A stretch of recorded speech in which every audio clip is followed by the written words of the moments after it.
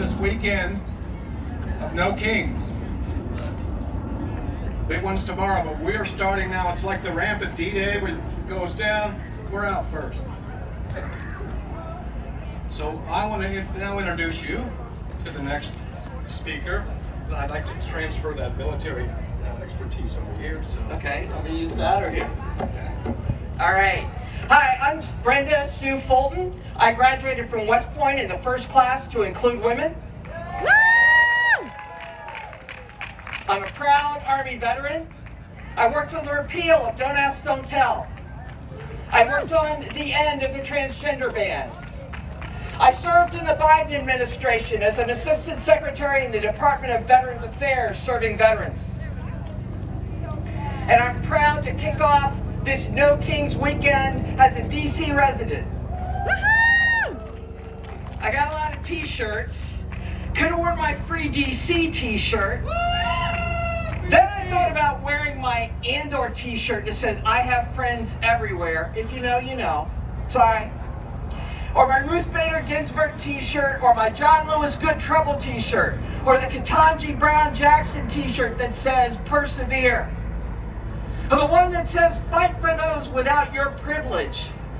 Or the Statue of Liberty t-shirt that says, I'm with her. Or even the one that says, let women run everything.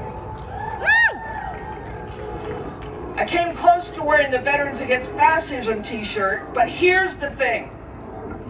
If you're a veteran of the United States military, by definition, you're against fascism. So this shirt, this proud Army veteran t-shirt, is all I needed to wear. You see, we took an oath. For me, it was 49 years ago on a hot summer day in New York. As part of that first West Point class with women, when I first raised my right hand and swore a solemn oath to support and defend the Constitution of the United States against all enemies, foreign and domestic. That's right. Woo! We didn't swear an oath to break things and kill people. Note to Pete Hegseth, a man who can't do a proper Army pull-up, but is confident that black men with beards make our Army weaker. We see what you're doing, Pete.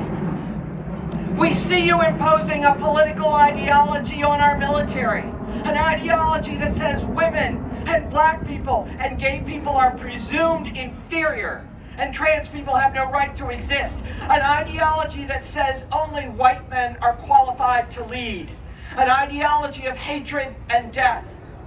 We didn't take an oath to deliver lethality. If your mission is to kill things and break people, you're not an army. You're a mob. You're the same as MS-13. You're ICE. And as General Mark Milley said, of all the standing armies in all the world, we're the only ones who take an oath not to a government, not to a family, not to a tyrant, not to a dictator, and not to a wannabe dictator. And we sure as hell don't take an oath to a king. Woo! All right. Okay. We take an oath to a document, a set of ideals. We swear allegiance to the idea that everyone deserves protection under the law. Everyone. Not just white, straight people, not just cis people, not just Trump supporters. Everyone. We swore an oath that the people would be protected against unlawful search and seizure, that the government shall not infringe the right to free speech. Not just free speech for citizens, the government shall not infringe the right to free speech, period. Or freedom of the press, or freedom of religion. Not just freedom of Christian religion. I am a follower of Jesus, and Jesus would have stood with us. All right. Our military forces are characterized by core values like integrity and discipline, respect and selfless service, and honor and personal courage, competence, commitment, and character, not appearance and acquiescence. If you see people doing combat cosplay and wearing Vans, That's bordering on stolen valor. Dressing for Volusia when you're beating old men, women, and children, low-level workers and families, violates my oath. So let me say to those in the Mississippi Guard who have been assigned here today and are keeping a respectful distance, to those in the United States Army, the Marine Corps, the National Guard, everyone who serves in the military, I know you're troubled. I know because we've heard from you. Air Force members asking my organization how to refuse to crew a deportation flight. Coast Guard asking what to do if ordered to kill everyone on a fishing boat. Army commanders who know that deploying to an American city violates the Constitution they swore an oath to. National Guard members on the streets of my city, and I've talked to over 100. And you should talk to them too. We see you. You are not an undisciplined, violent mob.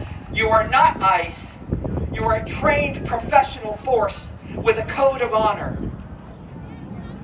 And when you're standing there, when the day comes that you're standing between a group of armed, masked thugs with full combat kit, ICE or DHS patches on their bulletproof vest, between them and a woman getting groceries, or children going to school, or those low-level workers waiting at the Home Depot, remember your oath.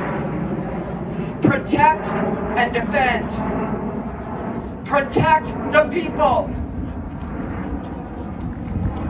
Woo!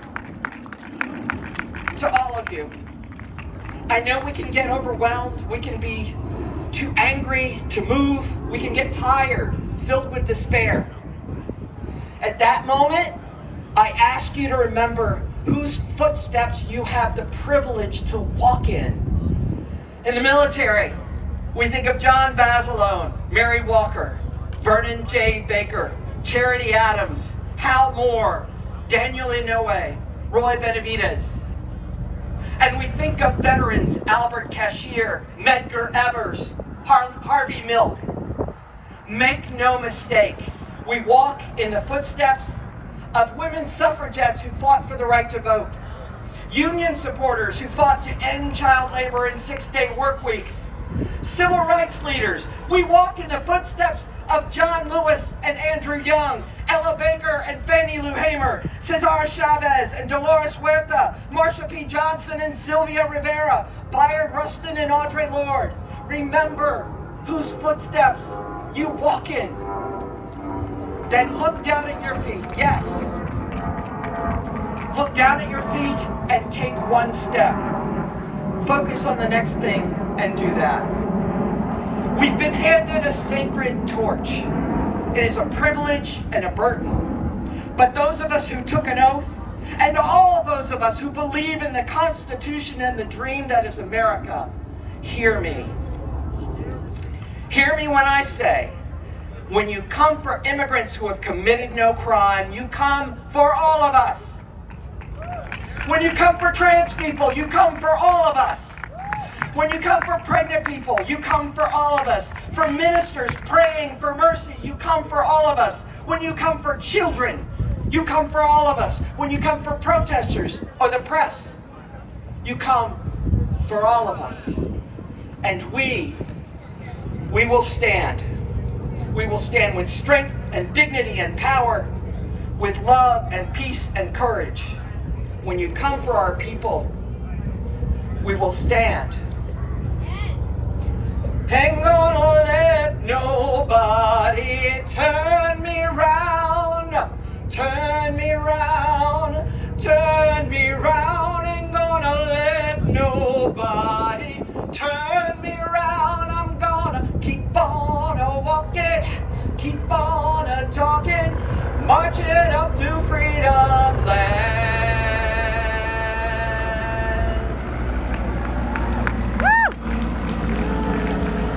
God bless America. Free DC.